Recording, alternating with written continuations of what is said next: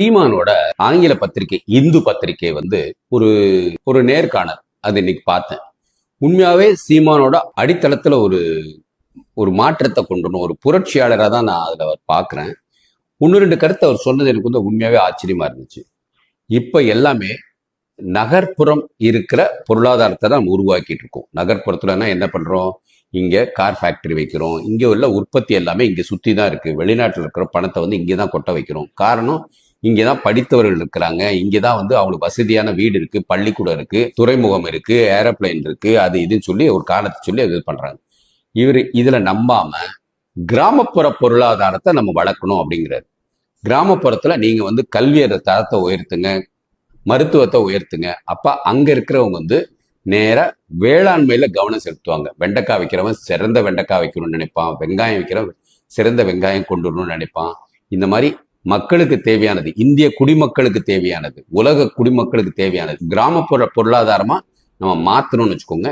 அங்க இருக்க மக்கள் இங்க வரமாட்டாங்க. ரெண்டாவது, அங்க இருக்க நீர்வளம் எல்லாமே வந்து திமுக தான், அப்ப இருக்கிற ஆட்சியில் இருக்கவங்க தான் அவங்க திருடுறாங்க. அதை வந்து மாத்திட்டு அது எல்லாத்தையும் நீர்வளத்தை ஃபுல்லா அரசாங்க உடமையா ஆக்கிட்டோம்னு வச்சுக்கோங்க.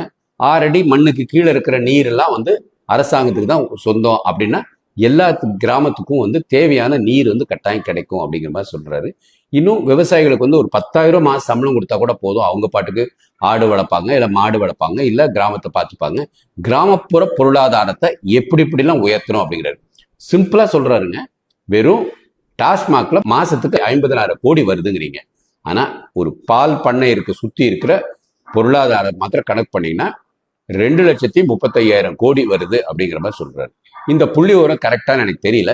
இருந்தாலும் பொதுவா 2,000 கோடிக்கு வந்து வெளி மாநிலத்திலிருந்து வந்து இங்க வந்து ஒரு பால் பண்ணை வச்சு அந்த பாலை வந்து வெளியே எடுத்துட்டு போறோம். அந்த பாலை சுத்தி தயிர், மோர், பன்னீர், லொட்டு லொஸ்கு அது இதுன்னு எல்லாரும் இது பண்றாங்க.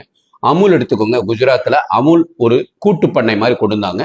இப்போ உலகம் ஃபுல்லா அமுல் ஏற்றுமதி பண்ணிட்டு இருக்கிறான். அந்த மாதிரி உள்ள சூழ்நிலை தான் அவர் பேசுறாரு.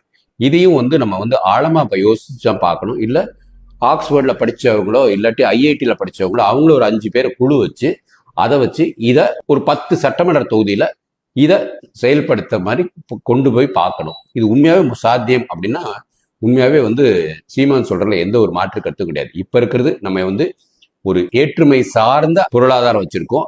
அதை மாத்தி தன்னார்வம் உள்ள ஒரு பொருளாதாரத்தை கொண்டு வரணும். நமக்குள்ள தேவைகளை முதல்ல நல்லபடியா செய்யுங்க. அது ஆழமா யோசிச்சு பார்ப்போம். உங்க கருத்தை பதிவு பண்ணுங்க. வாழ்க பாரதம், வளர்க தமிழ்.